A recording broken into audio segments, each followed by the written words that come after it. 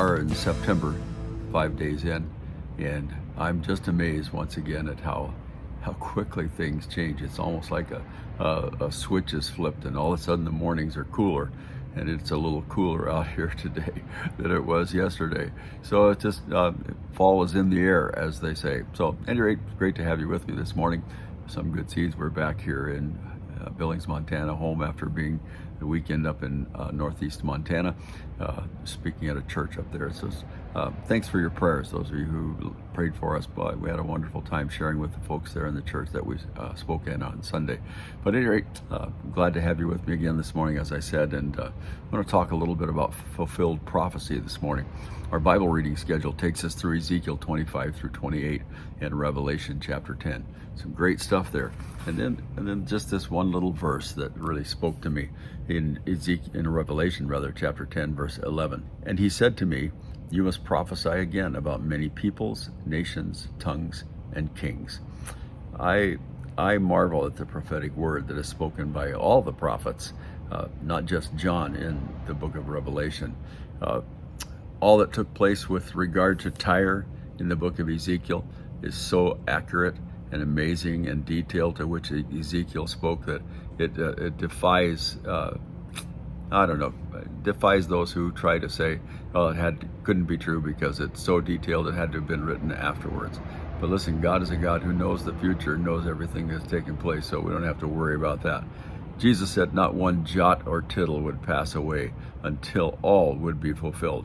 And most certainly we see that these things are true in these chapters of Ezekiel, and also we know that as we fast forward to the words of John in the Revelation, we see the future unveiled right before our eyes. The things that John saw are beginning to happen. We can see that all around us. The foundation for the revealing of the Antichrist and all of those end time kinds of events are just beginning to be unveiled, are starting to happen. And really, anyone with eyes to see, you can see it taking place. You don't have to be a rocket scientist to realize that these things are happening. So why has God done the things that he has done the way that he is doing them?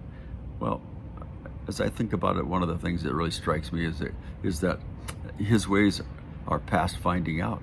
And he does what he does of his own wisdom and understanding. I don't always understand the whys and the wherefores of the things that take place, but it comes down and boils down to this, to a single word. Are we going to trust him? Trust. God doesn't have to do anything more to prove his love toward mankind. That's already been done. The greatest exhibition of God's love for us is when Jesus was hung upon the cross and laid down his life for us, shed his blood for us. There's no greater love than this, that God showed his love for us in that way. That's all been done. And now we have his prophetic word that once again shows us the kindness and the love that he has for us, because he tells us beforehand what is going to happen, what is going to take place, that we might put our trust in him. To not trust him really is the height of foolishness, to say nothing of arrogance. What has he promised? Well, he has been faithful in the past to do what he said he would do. And so now, what is he going to do in the present? He's going to do exactly what he said he will do.